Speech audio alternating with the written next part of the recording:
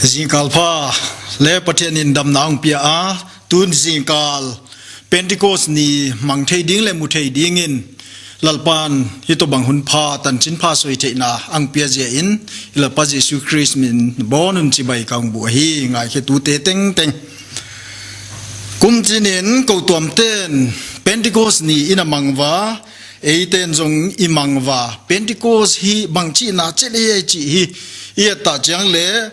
Greek hama nisom nga na asom nga na chi ya hi khu hi Israel ta ten ana mangewa aile ko tom ten bangchi banga ing mangwa tuni tana ya ko tom masaten ana mangwa tuni tana enno imanga izui to ye chi hi historical background hi ne khat soi nga in kanga ito a Bible hi de hi chi bangin ana uma tilkhana na tunga Israel ta te hin huwa a ai lo le thuhun lui lai mi te hin huwa thil ana bol penu huwa ana bol khu thuhun tha a atang tun na tung chi hi tampi a umai hu chu tai ba ki chia an tai ai lo le an ti tai ba ki chia tai ba ki chi cha ayat sana a hi ya an tai tai ba lo an ti tai ba ki chi changin atang tun na chi di ngai hi hu chi ma bangin Bible hi here Pentecost ni to ki saya hi the Exodus ai lo le Leviticus Deuteronomy ichi te hi thu piat ana uma Israel ta ten kut thu pi hi thum hi pia na uma mutu ho isim zwal ding wa podobu bungsom ni le thum changsom le lia patsom le kwatan isim zwal de huta hi lalpa pathian in Israel ta te koma kut thum amang ding thu hi ana pia hi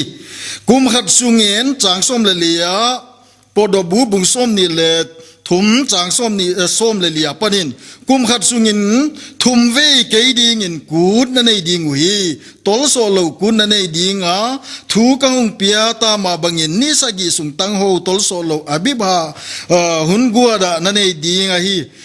Azia chu hain ahi ai gupta gama kipana na hung pot hule koi ma kama a khut guain ahung kilang dingai si hule lowa na tu na to gimna ga masate bula kun na nei ding ahi hule kut bei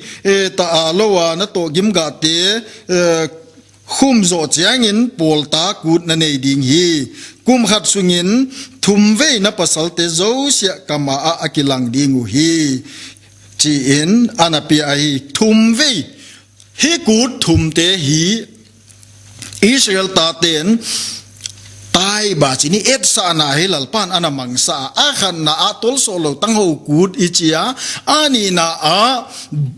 bula ku de hi a thum na a polta kut acha sabha ma chu feast of unleavened bread akichia ani na a feast of harvest akichia lo le feast of the weeks hapta kalte kut chi bangin jo akichia achal athum na feast of in gathering polta kut ichi huai ho jin hi thum hi kut thum te hi Israel ta te hi pasal teng teng hi avakila ding ulal pa pathen mai khut toy ne hu ta chang le hu mu na hi gwal va na thu pi ta nei ding ho te la hi tu ni ya Pentecost ki chi hi atang tung na chini thu hun tha hi koi silim dang ta mai a hong tang tunga bula kut feast of harvest ki chi khuto hi Pentecost kut chi hi ki bang hi hu pe ni anamang to pe wa Greek hama bang bang za ta ja on Pentecost chi chu Greek hama som nga na ni som nga na hi to so lo tang ho kut a pada ji hu ta hi Israel ta tin ai hi le bang dinga huku na mangwa ai le ko tom ten tu ni hun na Pentecost ku di bang chi na bang dinga tua imane bang ya e sa gaw lama chi hi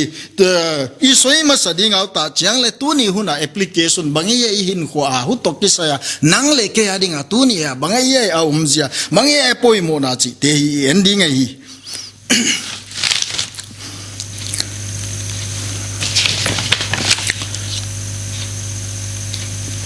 ha gau siang tho hung tun na chi hi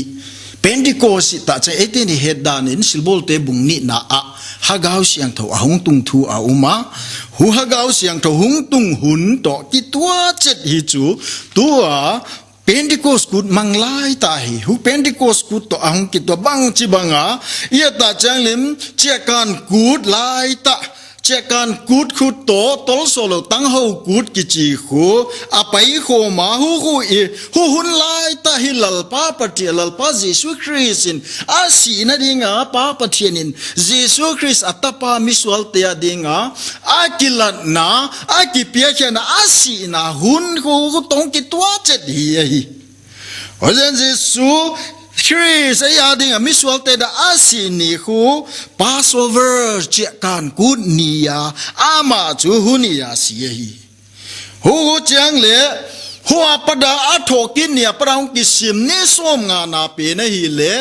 Jesu Christ athoki zo ni som nga na khu hagaw siang tho ging tu te tunga ahung tun ni to ki tua chet ki da hi Pentecost kut Paul bula kut kichi ko feast of harvest kichi ko tong ki to chet ki da hogo chu atang tung na thil kam Israel ta te hilal pan et sana ne in hin khua a hi chin hi azil spiritual truth di chei ma hagaw lam thila anam het chama on chu ana hello ai wanga hunung pai do jung dung zoya revelation pathian thung ki phuang zelung ki phuang jang chang chiang deu deuin atom na hi atang tun na hung tung ai Leviticus bung som ni le thum siam pu bu bung som ni le thum chang li na a hi te ai hi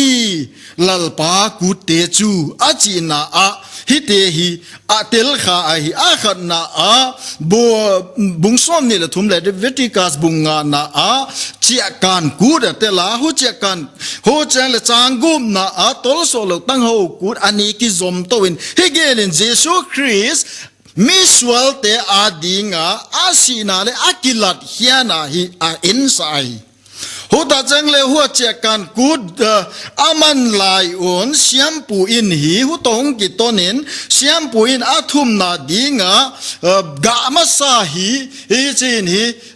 ga ma sa bu phal hi alana avai web hi chin hi avai hi hu du hu in ayat sa ki chu Jesu ni thum nia atho ki na hi a insai i siampu in hi bu phal hi ang at patta chiangule wa ang toiwa hu bu phal hi phichin lalpa ma ya hi chin hi a khai da nei chin avai da nei chin hu pin hu kuin ayat sa chu Jesu Christ athokin na en sa Pentecost wa pada ni som nga na hong kisim na hu ko pen chu hi le bu la ku din hu nge et sa na nge hu bu la ku de lo la hapta kal te ku de ki chi a hu chu Pentecost ek chen ni som nga na hi kuin hi ta te nga hi Pentecost na ku na ai thil cham puin lalpa pathian maya alat hi thil ni auma tang ho ni hi lalpa pathian maya alan chi ye ki moi ho pe nin chu lalpa pathian maya ga masa alat na chi hi a ensa hi khoin hi Pentecost nia mi sang thum Peterin hi tan chin pha asoina mi sang thum apiang tha a hotena ging tawa baptisma atangu chi hi silbol te bungni na ki muai ho pen khu Chris eya dinga miswal te adinga iswal khu nai chim akilat na iswal tan na abol na khu ga masa hi chi hin hi amu theida na hi no chi dung zoyen uzowa ging tu ten hi to kitona hi banga hi a umzia hagaw siang tho a hung tung dan hi silbol te bung khan na chang gen na a chang li le chang na chang azia chu Johanen baptist tuina baptist a hizong le nangu chu ni solo nungin hagaw siang thawin baptist in na umding hi Johanin na gena hichin tanchin baptist tu Johanin ke pen akahile kanunga hungding pa keng to pha suốt ta dòng khảo suốt ta dòng cây sĩ cái in chú tuy in các bập tì sai dòng lại ama in chú cái sang in nát sắp in là liền rồi ama in chú hà gạo xiang thầu lên mấy nàng bập tì đi ngay á chỉ ni hi sil bol te bung ni na a hung tung đi ngay à mà huma in atun ma in i câu tuam te chú ging tu ma sa te nung zui ma sa te chú lau nai na dimwa bang ma soi ngam lo in hou tu te lawin in a hi aki khumu chi hi ki muai lalpa Jesu nghe ni chin thu ana chiam ta bung khat chang gen na hizong le na tungwa hagau siang tho hung tun chiangin silbol theina na nei dingu hi ho chin Jerusalem Judea le Samaria gamzo si a hule khovel kol mong tan pha in ka thu het pi tu te na hi dingu achi hi ta tenga hagau siang tho hung tun chiangin silbol theina na nei dingu hi power cái chỉ silbol thế na hi ngay đó này hu silbol thế na ging tu de hu la yin hagao siang tho atung ma in chu aging ta we hu dam so ngai ngewi hu ta chang le cross on a Jesu si la yin age alang khat pa lal pa na gam na tun ta chang le hung he no achia aman tunin ka koma paradise na holding hi achi ho je na ma chu cross do na hudam na atang ta ging ta je in nung zui te Judai secret chilo te hút đầm sai hi jong le hagao siang tho tang nai loi power silbol thi na ni nai loi hút ma bangin thun lu lai ging tu teng teng chu hút đầm hi wa gin na zalin hi jong le hagao pol na hi Pentecost nia tung to bang chu atung nai lo mi mal mala chu Samson loi Gideon loi ta chang le David loi, Saul loi, ta chale Moses, dang Bezalel ke chi teon hagao siang tho na khat sip na dinga mimala pol na hi ana nge hi jong le ko to muna Pentecost nia ko to pum pil mi pum pit mi teng tunga atung ding pen chu hu ko chu ana nai lo hi sa anga ding a hi podas hiện na tiêu sắp thế này sẽ hagao siang thâu tel lowin hết bị tu tan chín pha rồi soi thế này lo hang san bút siva hồ ta chỉ là soi ta rồi là mini thế na silver thế này ni top ina này lo đàn rồi xong lệ chín ai là bằng ấy hagao siang thâu hung tung chỉ gì đi ta chú hagao siang thâu hung tung cái gì hi chỉ bằng hi chian thế đinh đàn này khát na a hi cho pathian thu chiam tang tung na hi pathian in hagao siang tho kaung pe ding hagao siang tho mi te tung a ka le ding a mi chin teng tung a ging tu chin teng tung a ka le ding chi ana soi lo da ne thu bil te bung khat chang som ni le thum na a ai chin ana soi ya cả thu hil na te na ngai hia va le nga yo na tung wa haga ka hagao kang le ding hi chi ana soi ya Isai bung som thum le ni chang som le nga na azong tung lama padin hagao siang tho a le dim nei ding hi chi ana soya uta za Joel bung ni chang som ni le gian na hu chu Peterin silbol te bung ni na a Pentecost ni in asoi nge ya hi chin hi Pentecost ni hung tung ni in silbol te bung ni na a ule Pentecost ni hung tun tain lung simun khat puai na bonun mun khara aum kho mu hi ule tha kharin wana ki panen thom ging hui pina sata nung bangina hunguma khoi na to na u asudim ve hi hule mei kuang lei to bang te chu ama le ama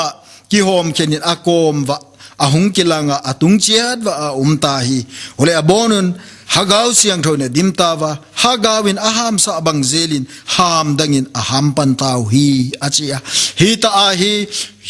Pentecost kut mang ding in Israel mi Mediterranean gam Rome lal gampum pia colony tuam tuam Israel ta te ana kithe dal te mun tuam tuama tu ta te ham tuam zang ta te ginna a Juda sa khu ana pom ta zion hi Pentecost kut mang ding in bu la kut mang ding in ahung pai khom ba hu te la ya hi Peter hi ding doin tan chin pha asoita hagao siang thowa mi tom cha te a tom lai hagao siang thowa hung tua hung dim taun na sata me ai hui na sata me hung nungin hui athom to athom ni ya het thein hui na sata nungin ho chale mei kwanga atung chet wa tuin ho jin thom na sata me umin ho jin aping ina pe ayo athom na sama ma me dau chen a pai khom ten Jerusalem ma hu kun mang dinga ki khom ten chu athom chu hai gwali talon ang del khom ma mi tam pi ki su khoma hu ta tenga Peterin hu ja hu la ya mi ten da vel hu du dai cha el lion zu khamasada noi zu khamasava Peterin zu khamilo hi no ngayun zu khamai su da kwa jing ka lam da kwa hi panahi achi zada kwa pane bang chin mien zu hi ni talam cha do hi zong le ha gaw zol nei zo el ni chia ana soi tang tu ngai bang dinga lim dang sa nai vie chin zo el zol nei zo el bung ni na chang som ni le giara pada hi chin hi Peterin hu ho ha gaw siang tho pathian mi chin tung a le ding thu khu hi khu hello nei ve mai khu an enun china in hi a dia hi cha fi na in pathian ni ninung te a hi chi a hi ding mi zo se tunga ka ha gaw ka le dinga na ta pa te len tan tu nu te on zol nei bangin thu soi ding wa na tangwal te on kilana amu ding wa hule na te se te on mangaman ding wi hule un chiangin ka suwa pa te le ka suwa nu te tunga zong ka ha gaw ka le ding a zol nei bangin thu soi ding hi chin abana van lama a si te ho ni te mial ding a to second coming to chu a soi kho ma zol nei te na soi ngei na bangin zolai muna chu akipan na a abasa a koi powin ni hagau siang tho atanga ging tu te ni miliba michin in ging tu Jesu Christ dam ta tengin tha khat tua ana ngei nai lo once and for all is me khat ve tunga bukim ding in hi ana tang tung da nei hu pen ta hi asoi da nei ojen hi khoi zol nei ten ana soi lo ma sa ba pathian in zol nei te huna Israel ta te huna ana soya baptist tu Johanin zo ana soya luka bungthum chang som lenga le som le gum na a keman cho tuin kang baptist nge ya zong le ke sanga thu pi zo kha da hung ding nge ama keng ko khaw chu ta zong kai si aman cho nangu cho ha gaw siang thole tuin aung baptist ding hi chin ana soya hozen athum na dinga Jesu nge in no sagi vejen ha gaw siang tho chia mai dan pia ding ngai dan aung sol ding dan pa a pada ama si nung ta cha a tho kin nung ta cha van a pai to ta changin ha gaw siang tho ang sol ding tu hi mun sagi hi ana soida nei hu te la ya kila pen chu zo han bung som le nga chang som ni le gu ba henem tu hung ta changin ama chu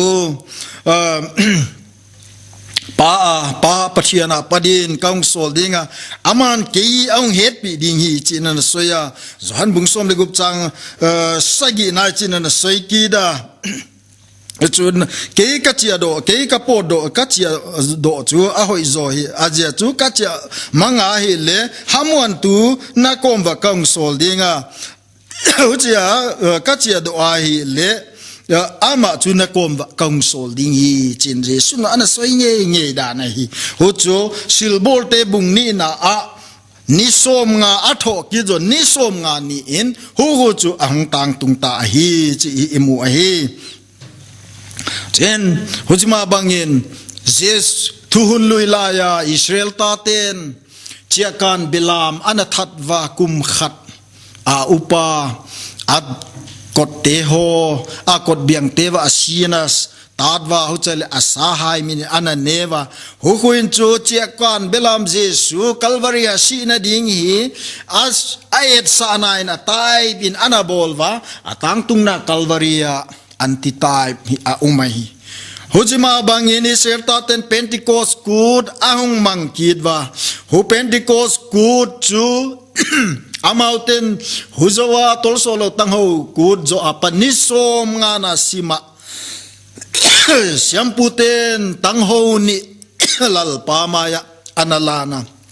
lalpa pathian mai hutangho ni te ne sa cho Israel ta ging tu te huta chang le zentil te adingin ana bol khom da nei huin ni in hi zentel le juda te ading chi ni in hi ana ensa ani som nga na a hu Pentecost in Jesu a tho kinunga hagaw siang tho ahung sola mi china dinga hagaw siang tho a thop na hagaw siang tho ten chil na huwa padin hi huwa silbol te bungs ni na hagaw siang tho hunia Pentecost nia te chu judang ena hi hi Ota changle ani na abung gian na Philip Samaria kopia vaho a hu Samari mi ten hi Jesus Christ ahun dam pa mesyang pomba tan chin pang pom tan hu ta hagaw siang tho atung kit da nei ani nai Juda Samaria kichi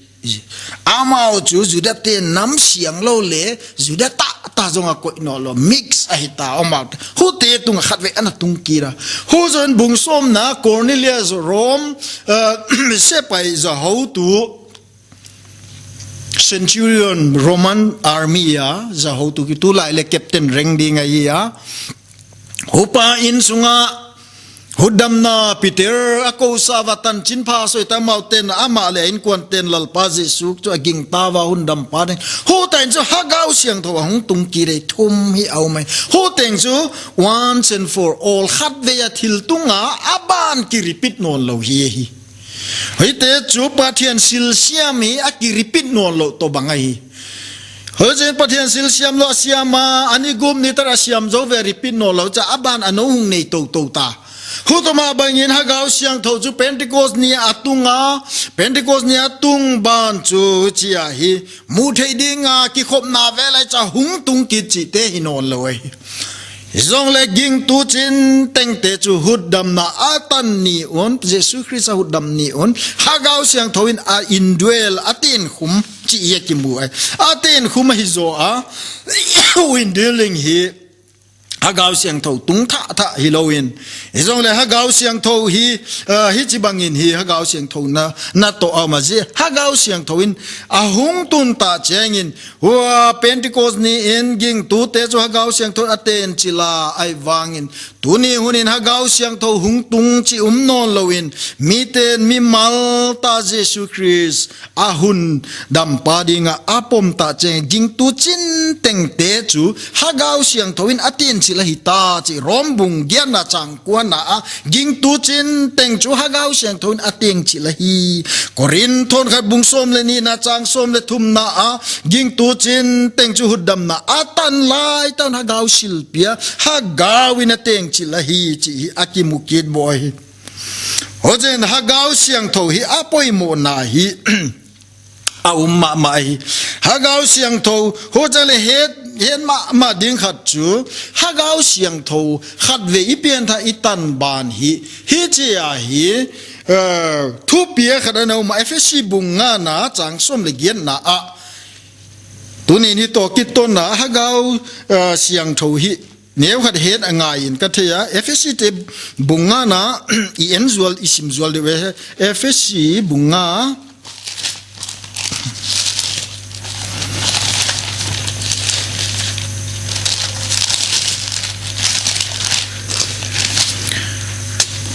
Sang som le giat na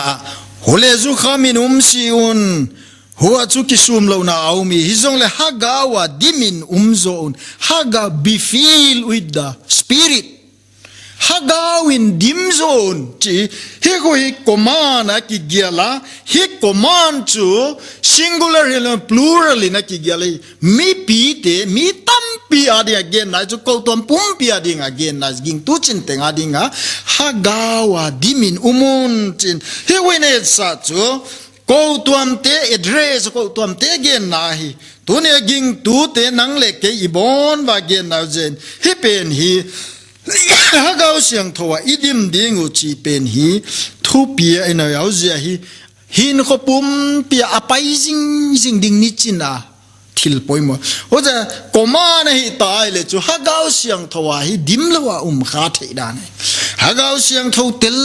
huai pian da hagau siang ang teng chila hi zong le sual ja bai na pua ai lo le bang che mo khar hagau siang thâu sumit sion chi bang dong thu ana ki da thu pia hagau siang thâu i sual ja a sumit the ho jain sumi dong sumit the ya ho ta chang le adimin nong yum te bang ha ta hagau de pathian thu pia te bible thu hoi tai ni tenga inea pathia hoi da izilana naw nge suwa tung te noi tui bang mahal lo to lungul na chi ma hu ko ni tenga feeding e iki chom lo ai le chu bang chi lai po wa hi gil kia leta sama ba ai cha ki hagaw lo ki the hi chi asulanga hi zen ding tu ten tu ni ai ni ten chu hagaw siang thowa ai lo le hi chin lo a chi the ki re hi hagau siang thoin dimun chi pen hi hagau siang tho teng chi li nungun chi hi loi hagau siang thon a teng chil chi pen hi mi hing e te mo puana hi lon pathian in pentecost ni ang pe ang sol ta chu ging tu chin teng chu hagau siang thon ang teng chil ta hi chi a hi a ten chil na pen chu mi bang chi tin sualin bang ta zol piang tha ta te chu hagau siang tho isunga ta hi pathian temple ne chi korina na ge na e tu ne nang le ke zong ipu in zong iha din zong pathian temple pathian ten na ini hita hi hu pen chu a den a permanent a in de dai ta hagau siang tho in de piang tha kai chu hagau siang tho in de di ta ai ba hu pen in de hi jing la ya hagawa dim lo wa thei hu ta chel hagau jong su mit thei chi a hi ki rahi zani thu pia chu hagau siang thon dimun a chi ta changin Aiden bowling in a hi mo puana in a ho chang le korin thot khana bung som le ni na para e dai le hu tai sil jing tu chin teng chu hagau khara baptis ni uma hagau sil pia hi idong ve i piang tha to ki tonin hu zenu gu ministry pathian na to na dinga poimo ma ama me da ni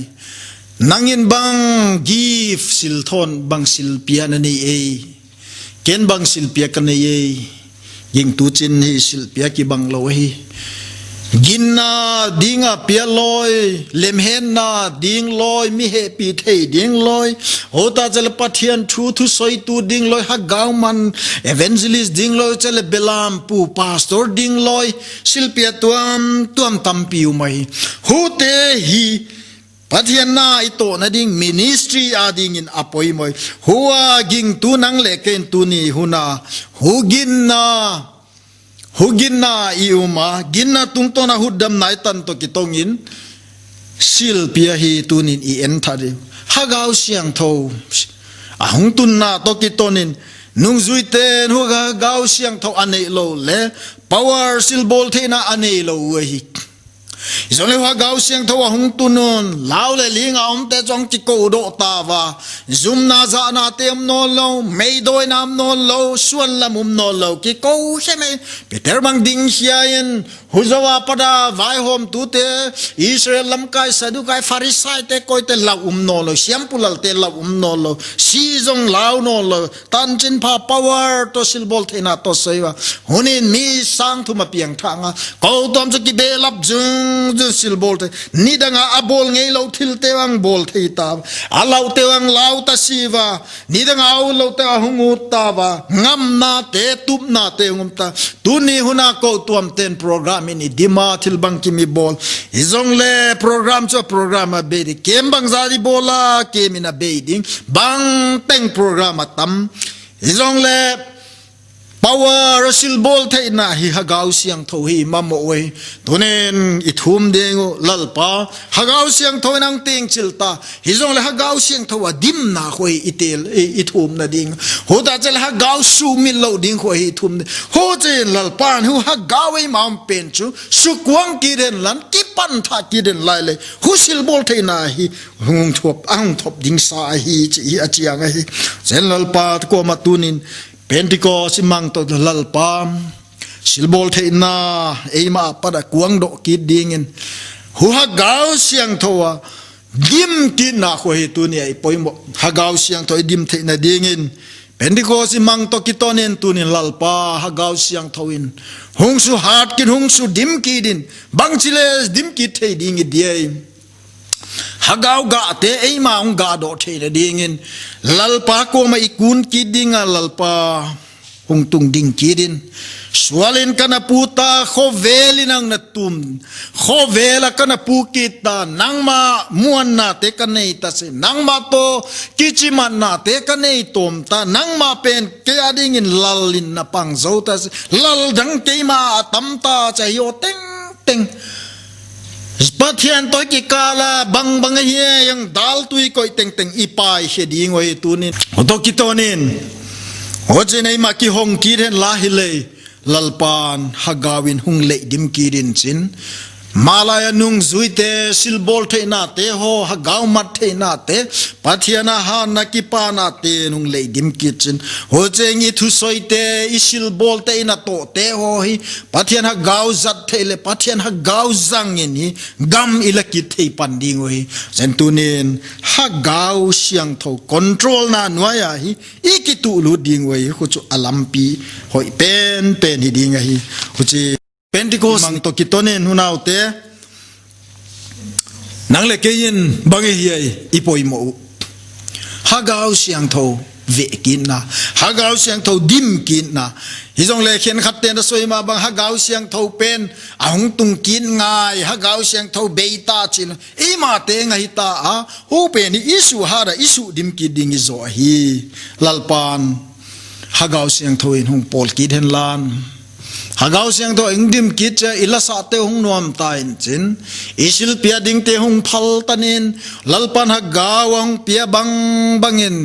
na to ding ang pia bang bang thanwam tain itong ding ba pathian gam chu hung lian ki dia yung ke lian ki da hagaw nei tung tonin nang tongin chin hagaw mang thang te madinung ki din chin hagaw mat sa te hung khang lianun chin chinlal pa ding en khovel gam chu kol killi tan ilaki theina ako tuam chong khang to dinga hoje na tom na ke lalpa nei te la ya lo pi na atang ta ding hi lalpa na thuitan chare nang wang pia ta hen